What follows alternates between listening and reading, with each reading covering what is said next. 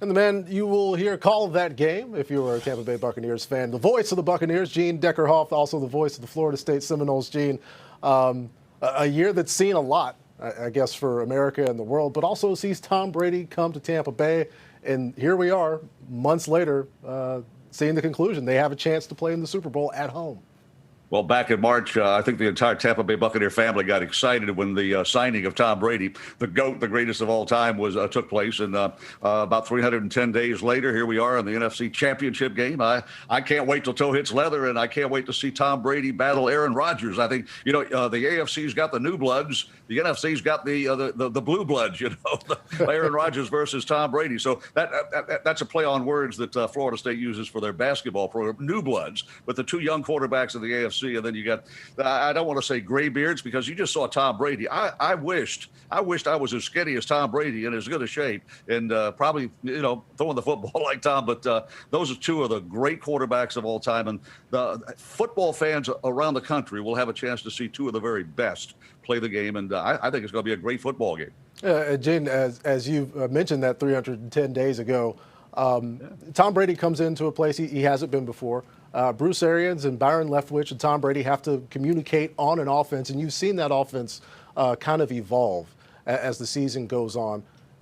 This final few weeks and what we saw last week, this seems like the conclusion of all that hard work. One thing I've noticed in the playoffs, you've got a healthy Leonard Fournette. You have a healthy Ronald Jones II, and that combination of running backs has provided, I think, the impetus for the Buccaneers to be successful on the offensive end. You don't have to have the greatest of all time throwing the football on every snap of the ball, and so you take away the 44-yard run that was called back because of I thought a bogus holding penalty. Ronald Jones II would have had a 100-yard rushing game against the New Orleans Saints defense, and that's saying something. So the running game has been superb. We lose an offensive right guard in Alex Kappa, who is having a tremendous year. In fact, he got a lot of votes for the Pro Bowl. And you get a guy that claimed off the waiver wire a year ago named Aaron Stinney comes in alongside Tristan Wirfs.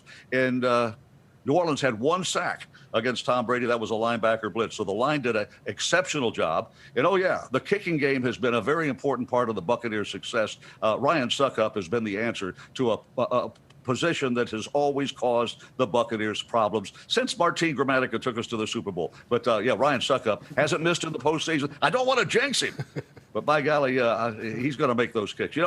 When you look back to the 38-10 win that the Buccaneers handed to the Green Bay Packers, their worst loss of the season. I mean, absolutely total domination by the Buccaneers. We rushed for over 100 yards in that ball game, and we played a Don Larson game. You say, what's a Don Larson game? Well, no penalties, no turnovers, no sacks, a perfect game. I mean, you couldn't draw it up you couldn't write a script that was that good. Now, can the Buccaneers go without a penalty, without a sack, without a turnover on NFC Championship Sunday? Buccaneer fans hope so.